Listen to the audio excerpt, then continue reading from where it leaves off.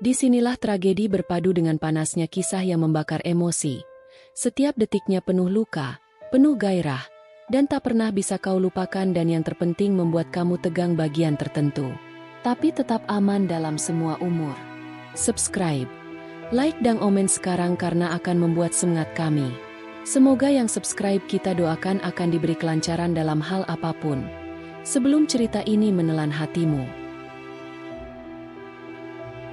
Namaku Dani, pria berusia 29 tahun yang hidup sederhana di kota kecil. Pekerjaanku di sebuah startup cukup menyita waktu, tapi aku selalu menyempatkan diri untuk menikmati hal-hal kecil seperti ngopi di warung dekat rumah atau nongkrong santai di akhir pekan. Semuanya berubah suatu hari ketika aku menghadiri acara reuni teman-teman SMA. Di sana, aku bertemu dengan Maya, seorang perempuan yang dulu dikenal cantik dan pintar, tapi sekarang ada sesuatu yang berbeda. Dari penampilannya, aku bisa bilang dia tetap mempesona, lebih dewasa, lebih elegan, tapi dengan aura sedih yang samar-samar terlihat. Setelah acara, tanpa sengaja kami berdua duduk bersebelahan. Dia menyapaku dengan hangat. "Dani, iya kan? Kita teman SMA dulu." Aku mengangguk, merasa sedikit gugup sekaligus senang. Ternyata Maya sudah bercerai 2 tahun lalu. Saat itu aku tidak tahu banyak tentang kehidupannya sekarang, tapi perasaan penasaran mulai muncul. Sejak reuni itu, Maya mulai menghubungiku lewat pesan singkat. Kami saling bertukar kabar, dan aku mulai tahu bahwa hidupnya tidak semudah yang kubayangkan. Dia janda, benar, tapi bukan wanita patah hati yang terus meratapi nasib. Maya sosok mandiri yang berusaha keras membangun hidupnya sendiri setelah perpisahan.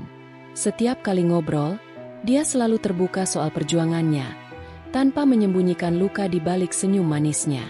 Aku mulai kagum dan tak sabar untuk mengenalnya lebih jauh. Suatu hari, Maya mengajakku ngopi di sebuah kafe kecil yang tenang di pinggiran kota. Kita ngobrol serius. "Dani, aku ingin kamu tahu siapa aku sebenarnya," katanya dengan suara lembut. Aku setuju, walau sedikit gugup.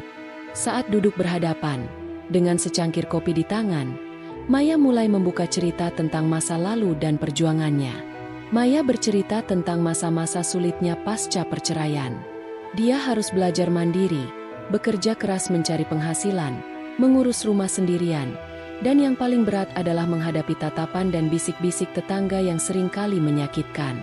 Saat itu, aku merasa dunia seperti menutup pintunya untukku. Banyak yang menilai aku sebagai wanita gagal.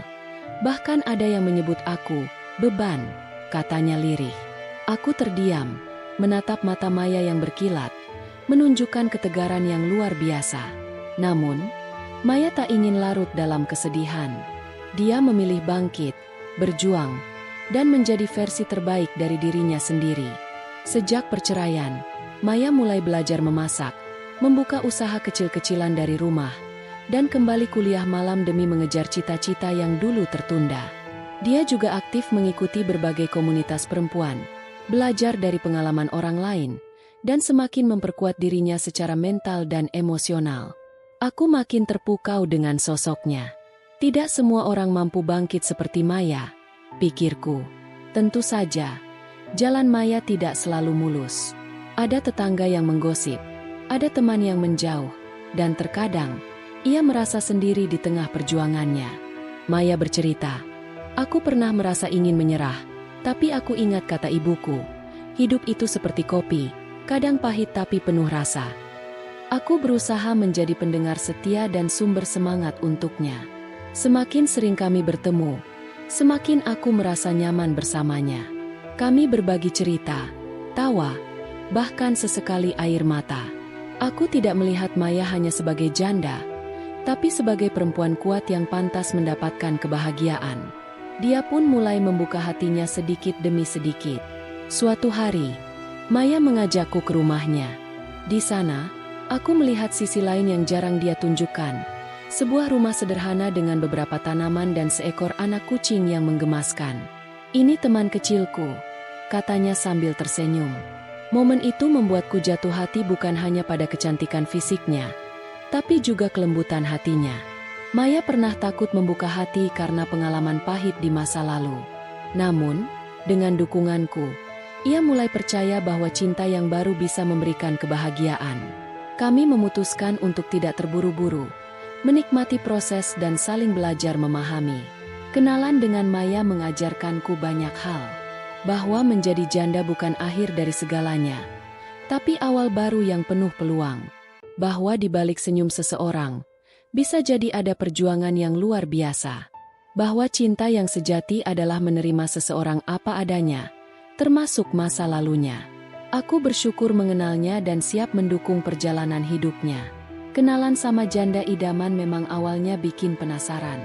Tapi setelah tahu aslinya, aku sadar bahwa di balik status itu ada cerita perjuangan, luka, dan harapan yang tak kalah indah.